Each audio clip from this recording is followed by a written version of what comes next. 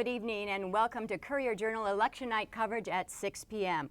I'm Kirby Adams and we'll be coming to you at the top of the hour throughout the evening, and we'll be joined by different members of the Courier Journal political team. Up first we have with us, of course, Joe Girth and Philip Bailey, and we do want to take your questions as well, so be sure to post those in the comments area and we'll try to answer those to the best of our ability. So the polls are closed in the eastern half, gentlemen, and so we're going to start waiting for those numbers to come in. In the meantime, I'd like to know a little bit more about, you attended the Trump rally last night. Right, in Rupp Arena in Lexington. Look, I mean, that was a packed house of folks, 15,000 plus, maybe even up to 20,000 according to some estimates. President Trump coming in, giving Matt Bevin the assist that he so desperately needs, given his lack of popularity in the state. When you were there, I mean, you could see the frenzied sort of fan base that President Trump has. I mean, it's more than just, I think, a political rally. It was sort of a rock concert in a lot of ways. Bevin gave his own fiery speech where he see said, that right there in that he's picture. not in favor of any gun control measures like red flag laws. And it looked more like a Trump rally. I saw very few Bevin signs or materials around. I mean, other than Matt Bevin being there, you would think it was just a rally for the president. Well, and even the shirts and stuff, the read the transcript shirts that they were wearing behind the president when he spoke. Right, all the paraphernalia was there for him. So certainly when you have that ability to bring in a president who is still very popular, at least in Kentucky, that was a no-brainer, I think, for the governor. And having that energy the day before the election, it wasn't just President Trump there too, it was the entire Republican slate that was running, the entire Republican delegation in Washington, including Senate Majority Leader Mitch McConnell, U.S. Senator Rand Paul. So when you have that full court press, certainly the governor wanted to take advantage of that going into the election. But it's interesting that you should say that about the being more like a Trump rally, because I did hear that there were people that were coming from the previous Trump rally coming to Kentucky, so they were sort of traveling as a caravan. Yeah, there is like a traveling caravan with the president. Whether or not they knew that like Bevin was there. Dead. Yeah, it was like a dead tour. Whether or not they knew it was for Bevin or not, who knows. But so you, Joe, have spent about 5 days traveling around the state recently, and you sort of got the pulse of what the communities throughout the Bluegrass are feeling as far as this election campaign goes. Yeah, and I went to the far ends of the state, all the way went from Louisville to Wickliffe, where the Ohio and the Mississippi River meet up, across the bottom of the state then, up to Louisa, where the Tug Fork and the Leviza Fork and the Big Sandy come together. And the big thing I got out of the trip is people just aren't engaged in this. A lot of them said they were going to vote, but I'm figuring that 2/3 maybe weren't going to vote in the end. They were looking more at local issues than state issues. They were looking more at federal issues than state issues. When I asked them what state issues are important to them, they almost to a person, they drew a blank. And so I thought that very interesting. And they all, almost all of them said, I just don't feel that connected to Frankfort, that it's just so far away. And you think that's what that's all about? I was wondering if it was that, if it's the national politics are so up, in everyone's face that I think there's that. I think there is the fact that the media in those parts of the state don't cover Frankfort that much. I talked to a former state representative in Tompkinsville, Richard Turner, and Turner said, the thing is, people here know more about Tennessee politics than they do Kentucky politics, because that's where they get their information from. Right, and I also think that part of that is, look at the issues that state government has been taking on as of late. Right, they're very wonky issues like pension reform. I mean, it's very difficult for those of us who follow it to get into that sort of dense language and understanding the ramifications of pension reform, and that doesn't necessarily move voters the way that some of these other hot button issues have, which is why I think Governor Bevin has focused on issues like abortion, illegal immigration. Do you support the president or not? Do you support him being impeached or not? Because that's something that people can easily understand.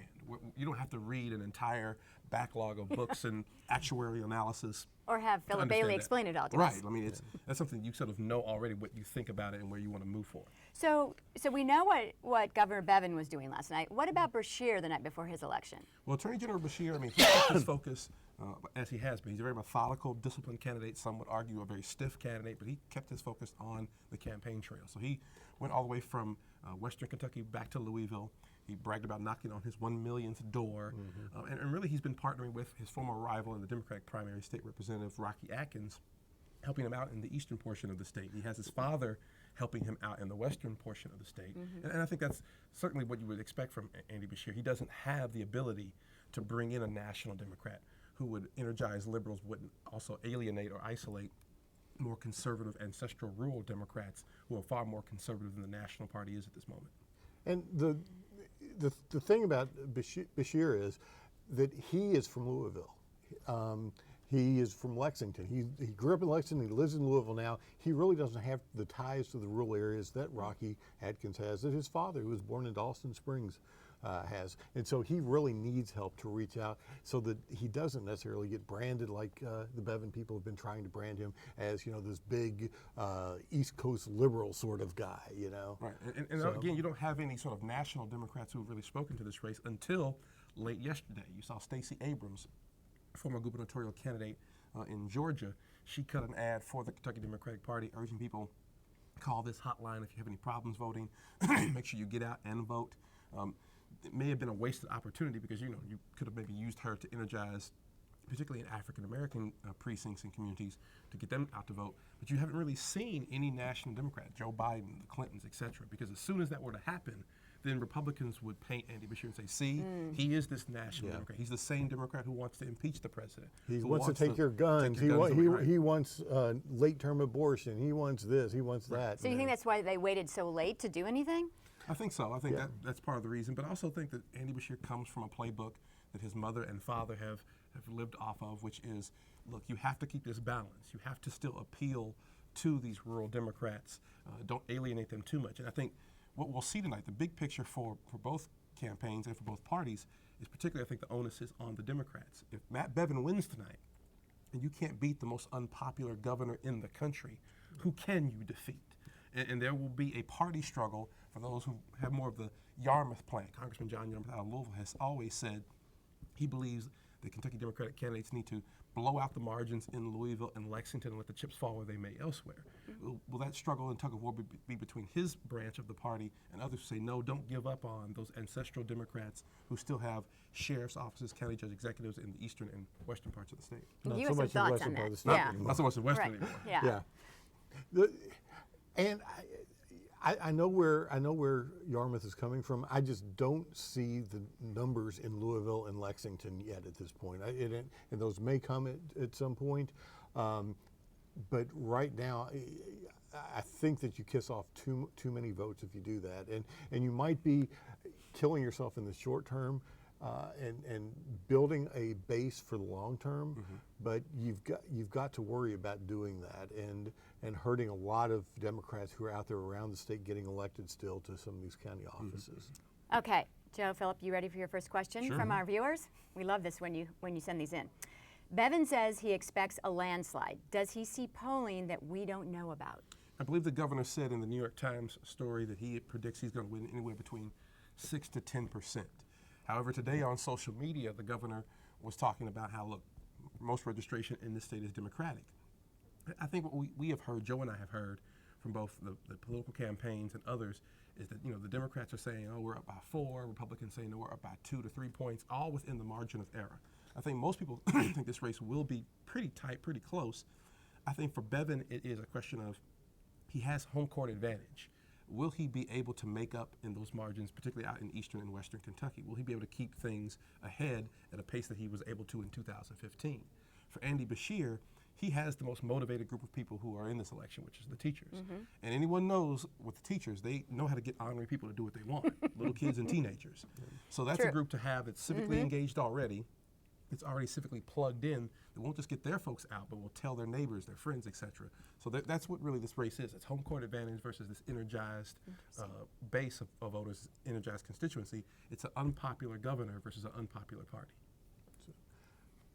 So one of the things I was thinking about, you were very busy today. Yes. You were doing a lot of national media. Yes. What is it that has attracted so much attention? And they want your opinion of what you're seeing, what you're observing here in the state. But everywhere I was driving too, I was listening to national radio even, and I was listening to this particular race. Well, I think number one. They only came in town, just about. Yeah, I mean, everyone else. pretty Well, much aside knows from that. Yeah. what's going to happen in Mississippi. I think pretty much Democrats are expected to win the legislative races out in Virginia, and it looks like Republicans will probably gain the seat down in Louisiana. So Joe's right; it's seen as the competitive race. I think also, look, it's going to be used as a referendum on the president and on the impeachment. That you have, this race should not be close at all. Matt Bevin, any other generic Republican would have run away with this race. This wouldn't have been a race over the summer. It would have been decided long ago. But because Bevin has broken so many of the traditional political norms, right, and had so many quarrels with his own party, with the legislature, his lieutenant governor, et cetera, and Beshear has this sort of wide recognized name from Paducah to Pikeville, there is this sense of this is closer than it should be. And I think many want to see if President Trump can drag Bevin over the finish line with a victory, or if Andy Beshear can pull out and pull his party out of the political grave. But make no mistakes, this is not a referendum on Trump.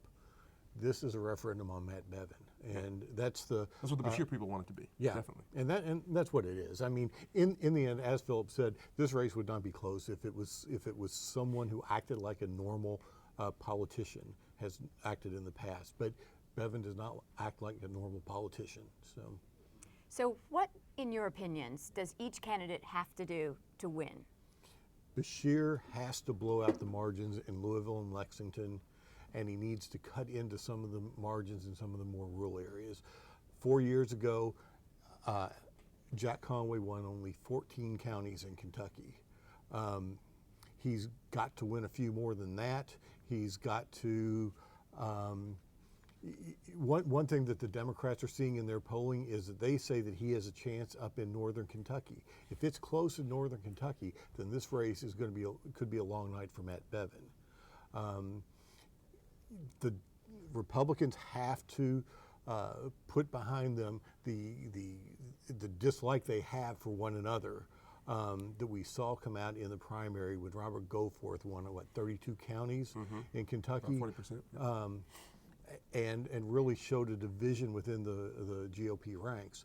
So what they have to do is bring everyone together and make sure they come out of the heavily Republican 5th district and also out of the northern Kentucky, where they angered some of their own by getting rid of Jeanine Hampton from the ticket. They've got to get those people back on board, and we'll see if that happens tonight. I think for, like Joe said, for Andy Beshear, he has to, Republican pollsters I've talked to said, look, Jack Conway won Louisville by about 35,000 votes back in 2015. Andy Beshear needs to win Louisville anywhere between 65,000, some people say as high as 70,000, 75,000, to have a very comfortable lead to sort of overcome those margins in other parts of the state.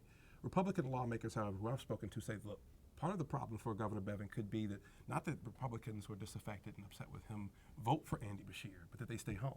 That he'll win these counties, but he won't win them by the margin that he will need to carry all of the rest of the state. I think you will see a situation here where Andy Beshear could win this election and win very few counties if he blows out these margins. I know that the Beshear campaign has not given up on the idea of appealing to, like I said, those ancestral Democrats who have been Democrats their whole life. Their daddy was a Democrat, their granddaddy was a Democrat, their great-granddaddy was a Democrat, and particularly like parts in Union County where they really are hopeful that, look, that's places where Steve Beshear won, where Democrats have won in statewide elections.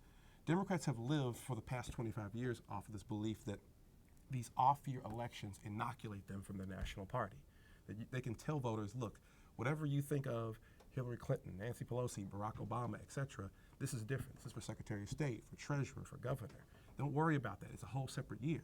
What Republicans have done quite effectively, without having to change the law and turn Kentucky's elections into the presidential years like some have wanted to do, they have said, no, absolutely not.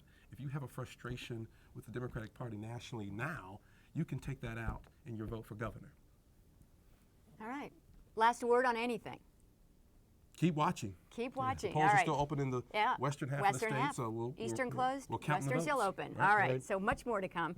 And we will be back again at the top of the next hour at 7 p.m. Thank you, Joe. Thank you, Philip. It's problem. always, I hope you'll come back. We'll see. We'll see. All right. I'll get you some dinner. How about that? There you go. I see some Pastry, dinner up here. a pastry. A pastry. Yeah, there you All go. right. There you go. Can you bring me a pastry Wine in and here dine for to Philip, town. please? Yes, yes. Well, that's always the way it works. All right.